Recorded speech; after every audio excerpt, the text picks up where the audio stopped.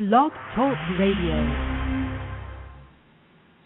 Hello, everyone. Good morning. This is Smith. 8 o'clock here in the morning, Saturday morning, March the 5th. Glad to be here. This is One Child Abuse Survivor to Another, and usually on Monday through Friday in the mornings with this show, but I did change it around a little bit and just doing Tuesdays and Thursdays, and I thought maybe Saturday morning would be good. Just cutting back on some of my shows because I was doing like a total of 15 shows a week, and that, oh no, not 15, sorry, that's 10 shows a week. I just kind of cut back because I got a really bad cold, and it turned into an infection, and then I got really sick, and it's taken me quite a while to feel better. It's almost been a month now, so I'm sort of just taking a break and cut down on some of my shows, and I thought, well, I'll do a show on Saturday mornings because it's generally a relaxing day for me. I do have Saturdays kind of, it's the only day I can actually do that, So thanks, everybody, for being here. I appreciate anybody who's tuning in and who follows my show during the week. And I have a lot of people who listen to the archives. So I do that show, One Child Abuse Survivor to Another, in the morning, like 6 o'clock in the morning. And so not very many people listen live, but lots of people catch the archive. So thank you very much for tuning in. I appreciate it. And, you know, it's I had no idea how many shows I'll be doing. I'm almost at 600 shows. And, you know, it started November 2009. And well, yeah, this is. It wouldn't have been worth it if nobody was listening. So, thank you very much. I hope people are getting something out of their life. That there is hope, and you know that we certainly didn't deserve the abuse that we suffered. If you're a survivor, and that we do, you know, we need to seek out those things that can help us. You know what I mean? You know, whatever is good for each one of us, right? Because we're different as survivors of abuse, right? Some people might really thrive in group support. Some people may just really want support of a counselor or therapist, but I would say just get some help no matter what it is. I'm just doing self-help, and that's because my whole life I just didn't trust counselors and therapists, and I was brought up to believe that they would hurt us, and that because my parents were brought up on abuse charges, so they didn't want us to seek any help, right? So that's the thing. So they drummed it into our heads that we would just, you know, the counselors and therapists would hurt us, and well, my family, you know, was so dysfunctional, right? We all just grew up going along with this really bad way of thinking, you know, that my parents had put on us. So, you know, we didn't seek help, and none of my siblings did. And, you know, it's really quite sad. Two of my brothers are dead. One committed suicide, the other one died of a drug overdose. Another one of my brothers was murdered, so that really wasn't his fault. But, and then my sisters, they didn't get any help, and one of my other brothers didn't get any help either. So, you know, we've just been suffering along in this by ourselves and not trying to heal as a family, because as a family we're still very dysfunctional. So that never changed, and so there's only a few of us left that are living now, and we're not even able to even talk or even, you know, get together as a family because there's just the dysfunction is just too toxic, you know. So pretty sad, it really is. But it's a lot of people. So, you know, if you're out there and you're experiencing this, you know, you're not alone, first of all. Sadly, I always thought, you know, it'd be great if there was ever only one child who had ever been abused. And, you know, that sits heavy on my heart because I'm the Canada Regional Director for Dreamcatchers for Abused Children. And, you know, we're out here trying to stop child abuse and you know, we're all volunteers. And we're trying to promote awareness and education regarding child abuse. And, you know, you just sit and think, man, if there was only ever one child that was ever abused and if it was only ever me, it wouldn't be so bad. But to know that there's just so many people, I've known in my lifetime so many people who were abused as children. You know, their lives, you know, some of my friends are dead, you know, they're long gone. And they had miserable lives, you know, they never ever really did ever thrive. They never ever did find that hope, that peace in their heart, that the will to just go on. And that's a big issue, you know. 4 years ago, not quite 4 years ago, but about 4 years ago, I started my healing journey. And, you know, it's been 4 years actually since I was sitting around in my normal state of despair and just grief, really, and planning my suicide, right? And always not wanting to do that because my brother killed himself, and I knew the pain that it caused me by my brother killing himself. Like, it really hurt me because I loved my brother, and I thought, oh, that's horrible that he would not stick it out, that he would not get help. And I knew why he killed himself, but I thought he should have you should have reached out and got some help, you know what I mean? So then I thought I couldn't justify killing myself either. I was like, well, if I didn't want my brother to kill himself, then it doesn't make any sense for me to be planning my suicide. You know what I mean? But what I finally did 4 years ago was to stop planning my suicide, start living, right? For the first time 4 years ago. I mean, I had by outside people on the outside who didn't know my family situation, didn't know me that well, would probably think that I had a really pretty interesting life and pretty good life, you know. I had done a lot of traveling and done things that I wanted to do because I didn't get married, didn't settle down, and didn't have any children. So I was able to, you know, kind of freely move about and do things. And so I did actually really have a couple of interesting careers. You know, I did some things that most people wouldn't be able to do. Go back. I went to cooking school and went and traveled and did some cooking in the Grand Canyon and ended up in Vancouver Island, in Tofino for a little while, and just different places. You know, my cooking abilities kind of took me around, and I was able to cook on the trains up here in Alberta, the tracks. It was really, you know, quite interesting. A lot of people think, hey, you've had a great life, you know, but always in the back of my mind and my heart was just ripped apart by what my parents had done to my family and to myself.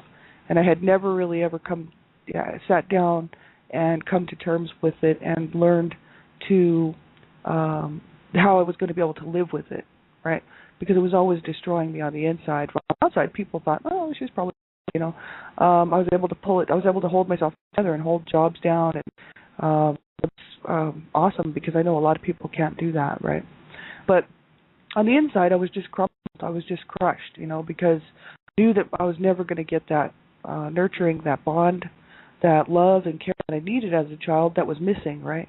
So as an adult, I was doing fine, able to stop down, and had a little problems with, you know, confidence levels and things like that because of the abuse, and as well as having a little bit of problems with self-esteem and things like that, and addiction problems. That's sort of been my issues throughout life. But just being able to hold jobs down and have friends, I was, you know, able to have friends in my life and a couple of, you know, and so it was looking okay from the outside, but on the inside it was a big mess because I would be sitting on my couch at the end of the day, same feelings with the same mess that was going on in my heart since I was a little kid was still there, and it was wearing me down. It was really destroying me because my mental health, my emotional health, my physical health was all being affected because of the stress and the grief and the sorrow.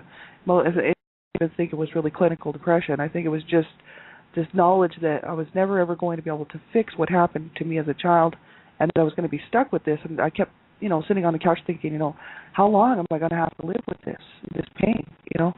And then I thought, you know, I always kept going, you know, just thinking, well, another day, you know, another day.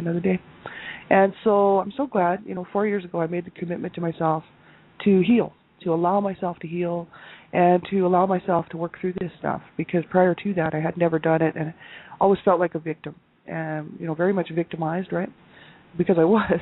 But the thing is that 4 years ago I changed my mind, and I thought, hey, I'm a survivor.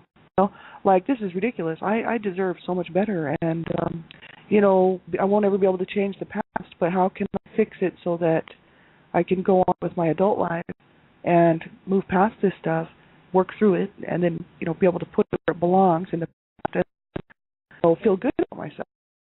Just because I've never really done it and didn't even know how about doing it. But so that's 4 years ago. I was on a healing journey, and it's been a great 4 years, because this is the first time in my life where I actually feel like I do belong here, that I do deserve to have a good life. And you know what I mean? This and you know, I'm in my mid-40s, and you know that I wish I would have started this a long time ago. You know, I wish I would have done this in my 20s, or gotten some help. You know, talked to somebody or got a counselor or therapist. You know, because it's that a person would spend half their life, you know, or you know, even 3/4 of their life, depending on how long they have to live, suffering through this stuff without getting. But I'm just one example of people that do that keep it all to themselves. I would tell a few people about the abuse that I suffered as a child, only people that I really trusted. Sometimes, you know, people would tell me about some of the stuff that happened to them as a child, and then I would mention some of my stuff, and then they would just be like, "Oh, I don't even want to know you. You're too wounded. You're too damaged." You know, and I lost a lot of friends, or sort of people who I thought were my friends, because of that. And so I kind of just stopped talking to people about it. And then I had one good friend who used to throw it in my face all the time. She would ask me questions about the abuse. I knew this person for about 14 years, and we were like best friends, and just really. And she would ask me stuff about the abuse and about my family, and then she would use it and throw it back in my face and say, "Well, what's the matter with you? You're just so wounded. You need to go." She was not a very nice. Turned out to be not a very nice person. So she sort of broke my trust levels with people. Then I thought, well, okay, I'm not going to tell anybody. So for a year and a half, I sat around and just moped and was in a bit of despair. Not a serious dysfunctional depression, but I was still able to work and hold down jobs. But I was just feeling more angry and more frustrated and more down because I didn't have anybody to talk to. I didn't have any, and I wasn't reaching out to get help, right? And I thought, man, if I don't do something this far downward so far that I won't be able to get back up, and it was sort of that thought that night I made the decision to stick around. I said, no, I'm going to do this. I certainly deserve so much better. And at that point, I realized I was going to have to do it, and nobody else was going to be able to do it for me. So this is what this whole thing kind of came about. And these shows, I wasn't sure, like I was saying, how long I'd be doing these shows. But I know so many people who have suffered with this. So if you are suffering in this situation, if you just can't cope and what, you make sure that you get some help, or even self-help if that works for you. But whatever you do, you keep that hope alive, and you keep that idea that there are better days ahead alive, because a lot of people can't see that. And I know as a child I used to wish for death, and I used to sort of be upset with God because God would take people from me, my brother, my best friend killed, and take these people out of my life that I love so dearly, my brother and my best friend, and it wouldn't take me. And I thought, man, you're going to leave me here to suffer in this home with this abusive mother who's just, doing all she can to destroy me, and you're going to leave me here, and they could have took me and left them here. And that's really sad. That's the way I was feeling at about the age of 15 years old. And from there on, it just spiraled downward because I was already using drugs, and then I just really got into drugs at that point, and it was all just to escape, just as a way to escape. And I was, I'll just destroy myself. My parents are destroying me. My mother has been trying to destroy me since I was born, and I'll just continue the destruction. Right? That was an option for me. That's why my brother killed himself. And that's why my other brother died of a drug overdose. He had been doing massive amounts of pills from the time he was like 12 years old, or even maybe younger than that. And, just absolutely horrific, this life that our parents set up for us, and that's this whole dysfunctional, abusive environment that they expected that we should just thrive in, and it's not like they would say, well, our kids aren't doing so well. Our parents didn't care about us. So they didn't care that my brothers were in jail or on the street, if they were dead or, whatever. They just didn't care because they only cared about their own needs. My parents were very much in their own needs, and they didn't really care that their children were hurting or that they were hurting their children, right? And so there were 7 of us. You'd think they would have clued in that they were the parents, needed to provide this love, this care, this concern, this environment that was healthy and safe, and they didn't do that. So we all paid the price for that, And so there's this one particular article we were looking at a while back on my shows in the evenings, Child Abuse Prevention and Human Rights Abuse Prevention is Up to Us. We were checking out this article from Rushroom.com, Dysfunctional Family. It's a Dysfunctional Families article, and I wanted to bring it up on the morning show because the rest of the article was a lot about survivor issues, really stuff that survivors might go through if they grew up in a dysfunctional abuse home, right? So I think this information is very helpful. If you go and check this out, they do talk a lot about, George A. Boyd wrote this in 1992, but it's really good info. And he talks a lot about the whole role-playing thing, that people, like parents, create these roles for their children, and then or their children take on roles, just depending on what's in the home. And they're expected to play these roles out. If they decide that they want to change roles and they would like a healthier role, they're not taken seriously quite often. Even as adults, people are still expected to play these roles within the family unit. And that's this whole dysfunctional dependent stuff when it's unhealthy, right? There's a difference between a healthy family and an unhealthy family, right? And so this article really kind of goes in and talks about that. This is from Mudrashram Institute of Spiritual Studies. It says, when Grow Up in a Dysfunctional Family. That's the title for 2022. And that's from www.moodrashram.com. And you can check this out. There's all kinds of information on here. Really quite interesting website. And so that's what I want to kind of we'll continue on with this. Pick up on Tuesday morning. I'm just kind of cutting my shows down to Tuesdays, Thursdays, and Saturday mornings just to take a break. And I really need a break. I'm just exhausted. And then, maybe I was thinking just for the March, and then in April I should hopefully be feeling a little bit better. But yeah, it's horrific. I'm not a counselor or therapist. I say this on every show. It's really important for people to know that. I'm just a survivor. I'm just a person who pays to do my blog talk shows just because I care about people. I'm trying to stop child abuse. And also, I know there's a whole lot of survivors out here who may not have anybody to talk to or anybody to validate their feelings on the abuse that they suffered. So many people have been in this situation. I joined an online group support a long time ago, but I don't belong to it anymore.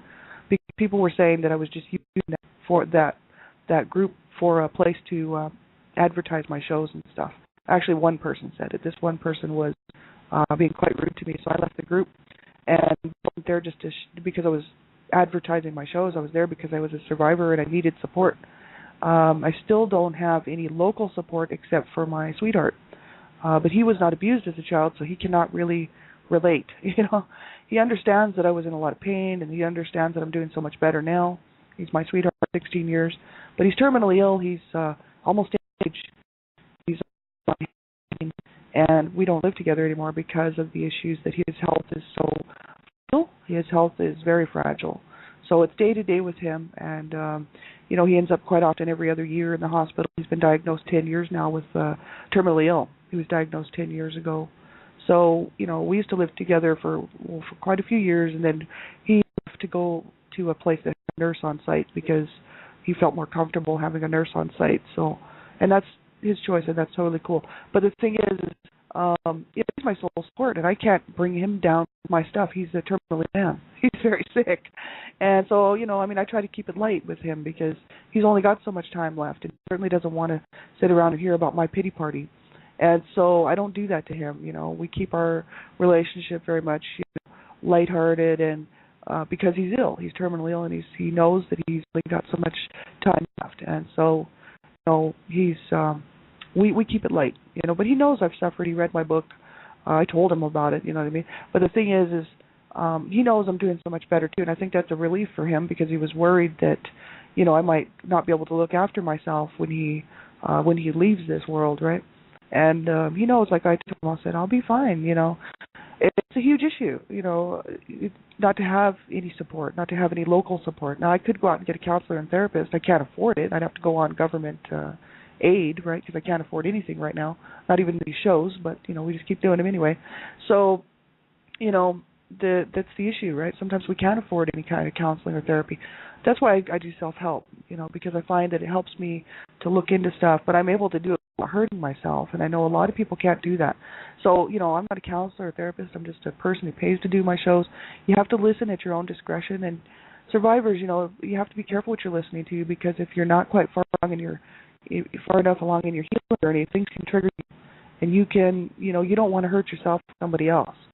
And so a discretionary note on all of my shows because all of my shows talk about child abuse, and so really mainly child abuse and domestic violence and abuse, right?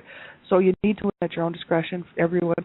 And young people under the age of 18, you need to have permission to listen to my shows. So we only have a few minutes left here, but I just thought I'd throw it in because I really want people to know that if you want to listen to all my shows and go back to the archives and stuff, you have to listen at your own discretion and know that I'm sugarcoat it. I tell it like it is. So the truth is necessary when it comes to abuse. People like to minimize abuse. They like to act like it's no big deal. Survivors like to think that, well, it was bad, but I survived. It's that.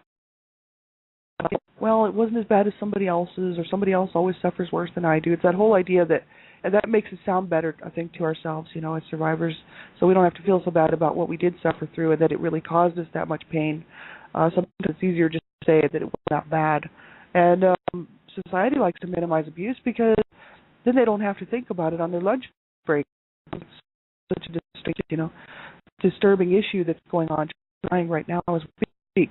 And a lot people just have a problem with abuse. You know, me, I had a problem with abuse. I talked about it. I didn't like the way I was treated as a child. Didn't appreciate it at all. But I don't mind talking about it because the issues of abuse, the main problem is silence.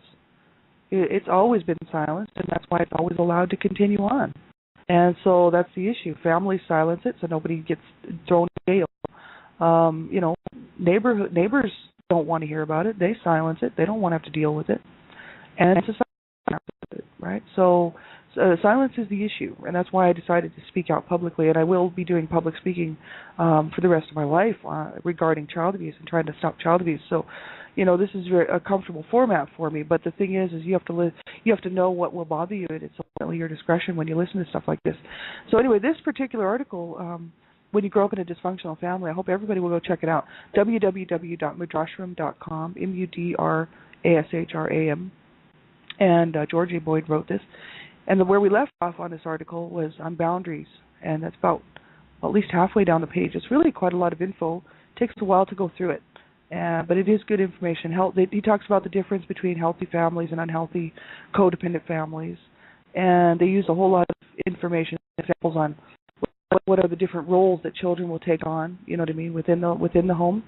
Sometimes they're forced into it. Sometimes they do it on their own because of the situation. Somebody might take on a hero role or take on the black sheep role, these types of things, right?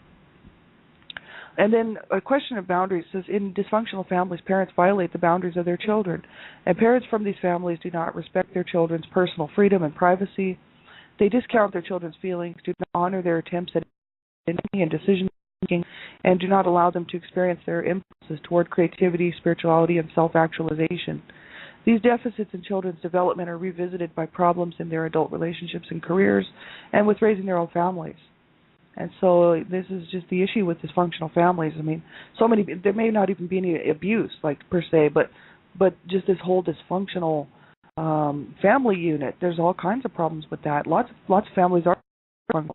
There are some healthy families, you know, but I don't know. I've only seen a few. That's pretty sad, but my own was the most dysfunctional that I've seen, except for a friend of mine who took his parents to court, and his sister took his parents to court, and they won an abuse that their father had, which was physical abuse. But anyway, they took their parents to court and won the case. So that's probably the worst home that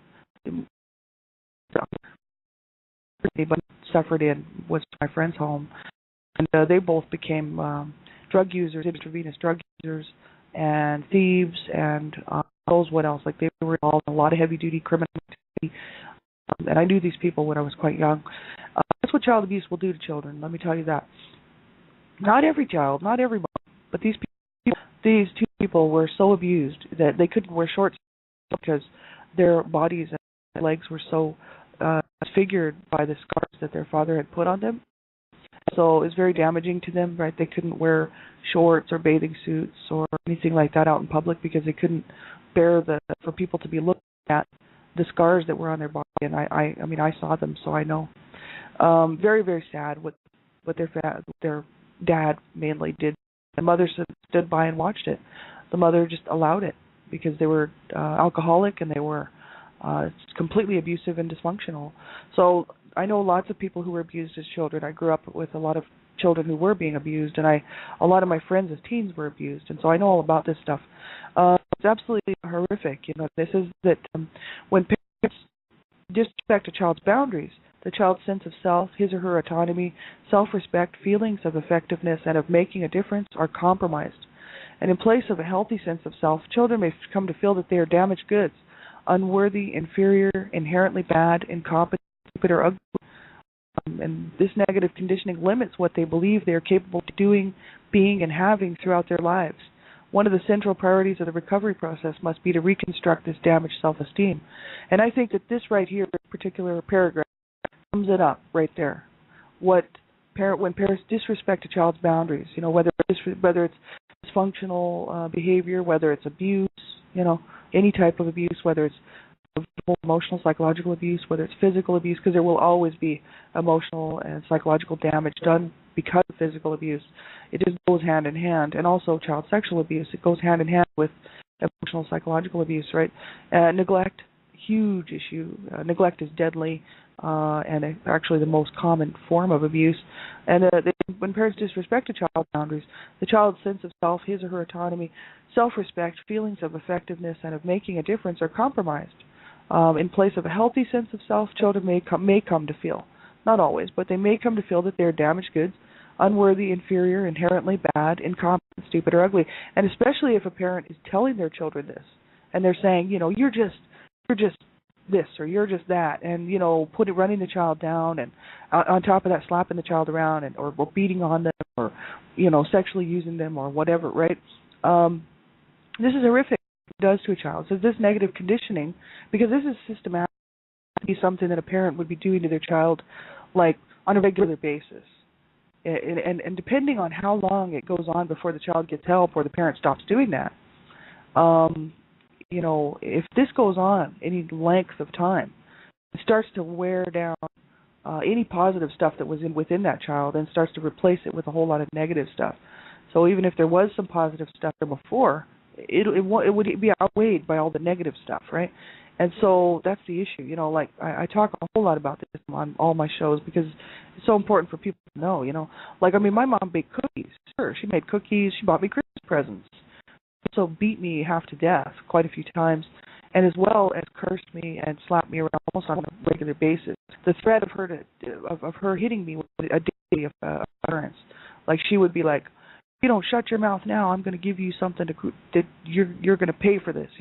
Like the threats there almost every day, and she was hostile towards me. I was just, it's hard for me to paint a picture of that, but she was just a hostile person towards me and really towards everybody in the family. She did kind of protect my sister. For some reason, she was a little bit better toward my older sister. She did slap her around and she really too, called her names and stuff. But the hostility wasn't there towards her. My mom allowed herself to be hostile toward me because I was born out of rape and I was the last child born, and she really didn't want me. And so she made it clear to me that I was stupid, I was ugly, I was unworthy. It wasn't worth anything to her. That she didn't want me. She wished I was dead.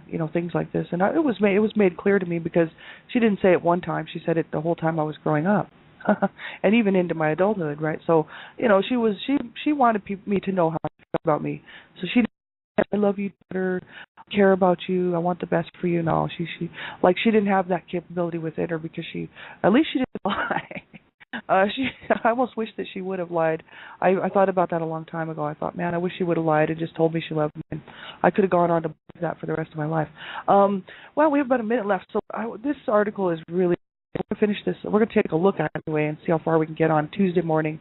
I'll be back on with this show, One Child Abuse Survivor, to another, and as well my other show, Child Abuse Prevention and Human Rights Abuse Prevention on Tuesday morning, Tuesday night, and then Thursday morning, Thursday night during the week. So that's what I'm going to do just for now to take a break, right? So make sure you get some help, if you need something on here, get a hold of me. I will be checking my messages and stuff, and also you can get a hold of me on Facebook and wherever. I'm available, I love to have friends, and I've met a whole lot of amazing people with amazing stories of strength and survival. And there's a whole lot of us out here. I would say if you're having a hard time, you make a phone call. You call a crisis line, but you make sure that you get some help.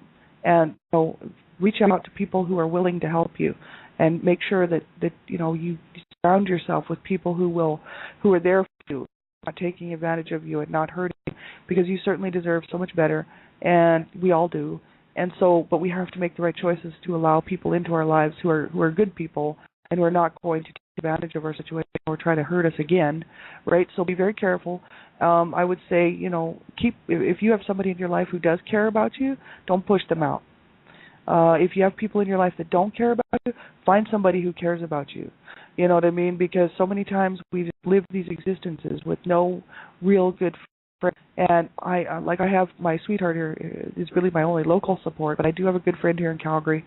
But, my friends live across the United States and around the world, Australia, and places, but I'm in contact with them every day. And these people care more about me than my own family. Like my own family doesn't care whether I live or die. They will not be at my funeral. You know what I mean? Like my family doesn't care at all. So like these people in my life, they check on me every day. like they truly care. So find some people, that do care, and then don't push them out. Don't push them away. If they really do care and they're genuine, they want to help you, and they want to just be your friend through the thick and through the thin, through the good, through the bad. Key for survivors to push people that care out of our life. But don't do that because you'll end up on your own. That's what I did, and it's not a good thing, right? You want to surround yourself with supportive, healthy people who are willing to help you out and want to be there with you, whether it's through the good days or the bad days. But don't ever give up looking for those people, and don't ever give up looking for the hope. Right? We have to set boundaries. We have to learn to set, boundaries. What we're going to allow in our life. How we're going to let people treat us. These are huge boundaries that we need to learn to set. Right? And so this particular article, be sure and check it out. www.mudrashram.com/dysfunctionalfamily2.html actually talks about these boundaries, and we'll be talking about this Tuesday morning. So have a great weekend, everybody. We'll talk to you real soon. I'll be back on in a few minutes with, actually in about an hour or so, with worldwide epidemic of child abuse and human rights abuses, and talking about the worldwide issue, things that are going on around the world that just are not right. So talk to you soon. Take care. Bye-bye.